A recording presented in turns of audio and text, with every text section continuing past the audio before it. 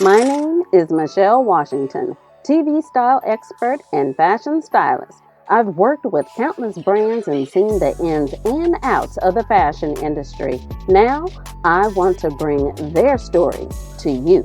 Join me as we take a deeper look at the journeys of Texas fashion designers and apparel industry professionals and learn just what it takes to make it as a brand.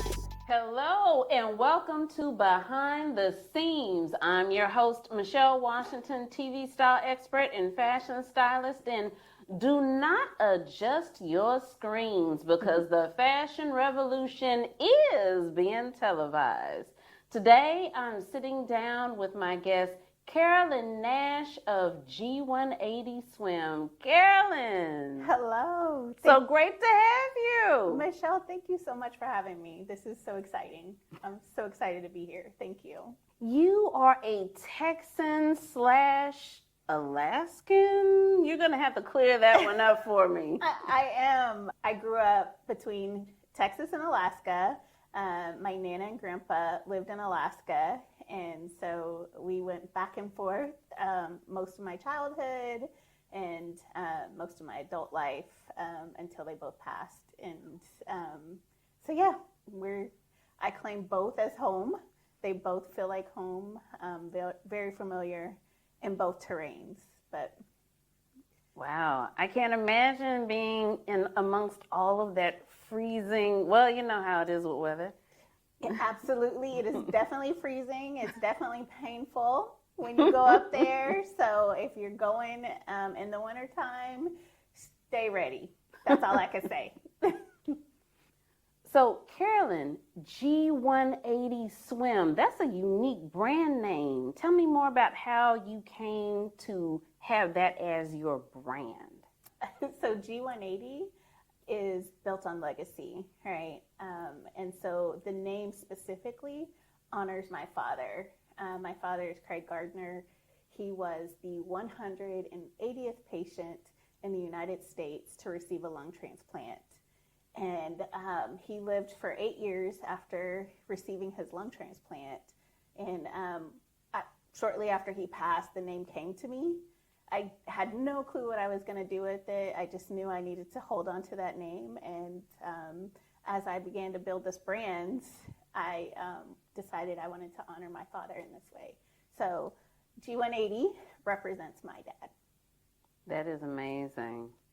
And there's something in the design of the label as well. How did you finally come about that design? Yes. So again, going back to legacy, there's elements of everything that I ever loved and ever want to represent, and the people that I want to make the most proud. So you'll notice that in my design of my logo, there are 3 swans. They represent my father, my grandfather, and my son. They have all passed, and those 3 swans, they're very elegant. If you've ever seen a black swan in real life, on the top of the water, whether they're in tumultuous water or calm water, they're very elegant. But underneath, it looks like they're swimming for their lives. Their little feet are just paddling away. And so I wanted the swans to represent, who we are striving to be. We want to make you graceful on the water, but regardless of what's happening underneath the water. The wave kind of represents, when in my life, when things have gotten a little rocky, you kind of I see it as a wave, like as the water's just turning up, right? Underneath the swan that sits in the wave is a very special phrase to me. I'll let you guys look for that and discover it on your own. But that phrase is basically the thing that fuels me. I love everything about this brand story. I love how everything is significant and built in history and legacy. So, with all this significance, who is the G180 swim customer? Our customer is super outgoing, athletic, somebody who's always looking for adventure, who's not necessarily concerned about, safety or things like that, but it's in the back of their mind and they know they want to keep, going for the next adventure and the next adventure after that. So our customer is also young at heart. Our core demographic is between the ages of 15 and 25, because drowning death statistics for that age range is the second and third leading cause of death among that age group.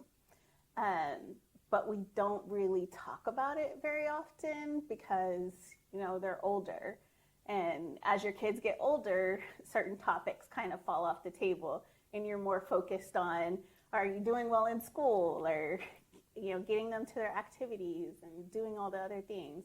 And we tend to forget that there are inherent dangers when they're just doing everyday things like swimming or boating or hanging out with their friends around large bodies of water. So that's Absolutely. Our customer.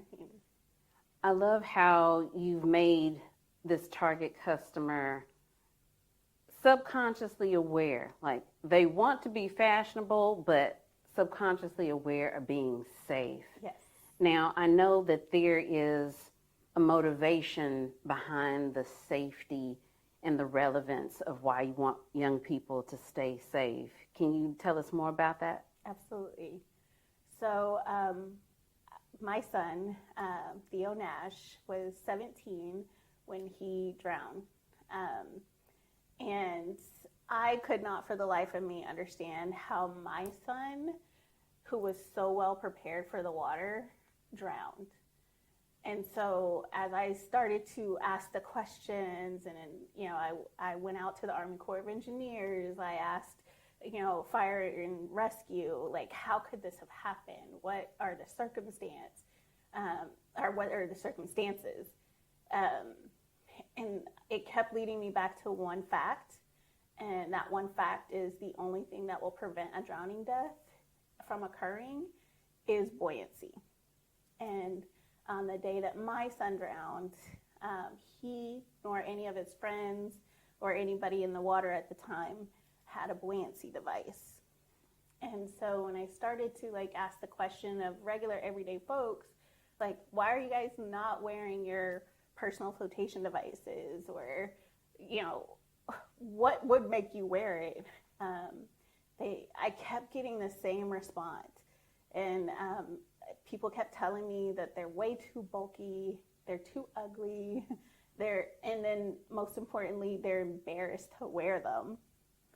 And so I thought to myself, well, I can solve those problems, and I guess I just set out to start solving the problem, and I built a whole brand. I love that how you became a designer was not the average route. Yeah, no. How does it feel to come from mom to this innovative designer? You're truly innovative. Well, thank you. It does feel surreal. I will be honest with you and tell you, I did not come to this willingly. I struggled with the transition a lot, just because I thought there were more qualified people than me. And I asked the Lord, I was like, could you just go get one of the qualified people? What are we talking about right now? So I guess the answer was no. You are who I chose, and I need you to get this work done. And so I set out to research. I figured out the engineering behind the PFD, and then I figured out the engineering behind the textiles, and how the different textiles work with different bodies, and what materials I could use that would affix to the body and permanently stay positioned so that, regardless of how you were moving, in the water or outside of the water, the garment did not move or shift, inflated or dormant. So yeah, once I had all that information and started developing products, I was like, oh, I'm really a designer. And so I'm here now. So I fully embrace who I've become. Very proud of, the strides that we've made here at G180. And I'm really excited to show the market who we are. I see you. Thank you. The thing about your journey is there was some other family motivation, and I love the story of your Nana. Yeah. So when the idea first came to me, the first person I shared it with was my Nana. And she was like, okay, well, you got to make it. And I was like, no, I don't, Nana. Like, what are you talking about? Like, I don't make personal flotation devices. And she was like, you will. And I was like, I don't even have the first idea of how to get started. And she said, well, this is it. This is you getting started. And from the moment I told her, she just wholeheartedly believed in my ability to get this done. And even when I told her, I was like, I don't have enough money to produce a product. And she was like, don't worry about the money will come. And sure enough, it did. She passed shortly after we had these conversations, maybe like a year or two later. And it was a part of her inheritance that granted me the funds that I guess I had told God. I was like, well, if I get a specific amount of money, then I'll do it.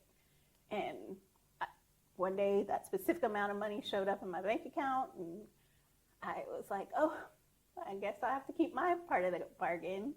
And I got started. Well, with your being a unique patented designer, I think I want to go into this patent part. You don't often hear designers say that they have a patent. That's called making history. You realize that? Yes. Yes, I do know that. So again, my brand is built on legacy. It is important to me that the people that, came before us are honored, even through the people that come after me, right? And so my goal, when I started doing all the work, was to make sure that we owned the IP, just for the sake of owning your intellectual property, because sometimes that's more valuable than the product, and I wanted to be able to hand that off to my daughter, my future grandchildren, and whomever, my future great grandchildren. So going through the process of getting the device patented and the brand trademarked and all the things was an important step for me, just to ensure that our legacy gets to continue. Absolutely. I'll be vulnerable and tell you that a lot of Black and brown artists, creatives, designers lose because we freely give away our IP. And I was very conscious of, the people that have come before me, the inventors that have come before me, and who don't get mentioned. They get footnotes during Black History Month, despite the fact that they built these brands, that there are certain things that would not exist today if it wasn't for a Black or brown person. But that's not whose name is on the light bulb, So you're not just inventing, you're teaching and educating. I'm definitely trying. I think that we need to start standing up and taking ownership of the things that we develop, that we produce, that we influence. And I hope that, it's always been my hope that my son didn't die in vain, right? But I hope that my legacy is that we get to own the things that we've gone through, we've produced, we've overcome, and then, we get to share with the world. Another thing I really love about your brand is that you've admitted that you're not the traditional croquis sketch, and I get it. We have templates for that. But you are using technology and innovation. Absolutely. So I am very technology heavy because, like you said, I don't sketch, I don't sew myself. So I rely a whole lot on technology, everything from Illustrator to, it was called Gerber, now it's,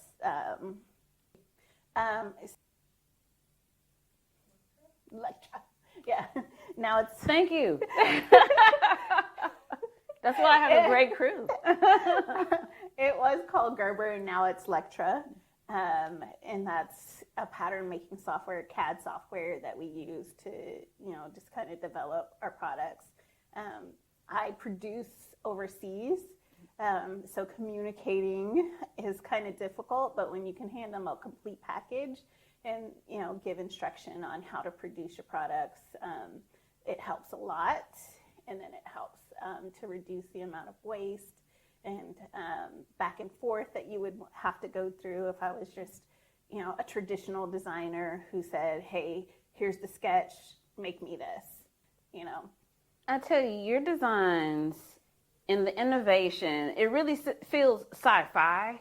Mm-hmm. And I'm going to say you're sci-fi, scuba gear, swimwear designer, and all these things you didn't see coming, but here they are. So I'm excited. I'm excited to see more. And on top of that, I know the journey has come with some challenges. So what have been the moments that make you want to pull your hair out? Yeah, the journey has definitely been extraordinary, to say the least. I don't lament on the downside. When you're a CEO or when you own a brand, there are so many ebbs and flows that you have to get comfortable riding those different waves, right? Absolutely. So I don't really stress or try to pull my hair out. What I do is when I'm going through a downward ebb, I do try to take an opportunity to learn what I'm supposed to learn from it. So if it's a little more stressful, then I'll take a step back and say, there's a lesson somewhere. What is that lesson? How do I apply that lesson moving forward? And I just try to get better with, whatever the next wave is. So. Well, for new designers or someone that's thinking about designing, what are some pitfalls that you would say, look out for that, watch out for that, that's over there to the left and that one's over to the right? What are some of those? For new designers, I would just say that enjoy the process, number one. Have fun. Number two, make sure that you know how to communicate with anybody and everybody, whether you're communicating with somebody on how to clean up your studio, or whether you're communicating with somebody on the stitch type that you want. You need to be able to make sure that you can communicate at all levels and make sure you're focused on all the details because the details are where everything comes out in the wash. And I mean that very figuratively. So if you're not able to communicate on that level, then you're going to struggle more than the next designer. But also make sure you're having fun with it. Communication, learning different people's styles, especially if you're going to work overseas or in different countries, or even here if you're producing here in America. the communication between the pattern maker and the sewist and, you know, the production team. Like, it's so vastly different. And if you don't speak their language, you're going to get 4 different products. Okay. All right. 4 different. Yes. It sounds like that has happened before. No, I mean, I've learned a lesson or 2. I've seen an ebb and flow or 2. And yeah, you take those lessons and you apply them and you grow from them. All right. It gets hectic, gets fun, and it's all good. It's all good. It's all good. I'll remember that. Well, as we wrap up, what is it that you would like for our viewers to know? I would like for your viewers to know that that I miss my son, and this is why we do all the things that we're doing. And I hope that you never have to know what that feels like. So as you see us out and about, please help us spread our message and live our sole purpose of one day eliminating drowning death. Thank you, Carolyn. Thank you. Thank you, Michelle. This has been amazing. And viewers, you're hearing from a successful designer that her brand is on the rise. But just remember this, as you climb the mountain on that journey in the fashion industry, when you get to the top, just remember it was worth every stitch. And remember, a smile is always in style. Keep it fashionable.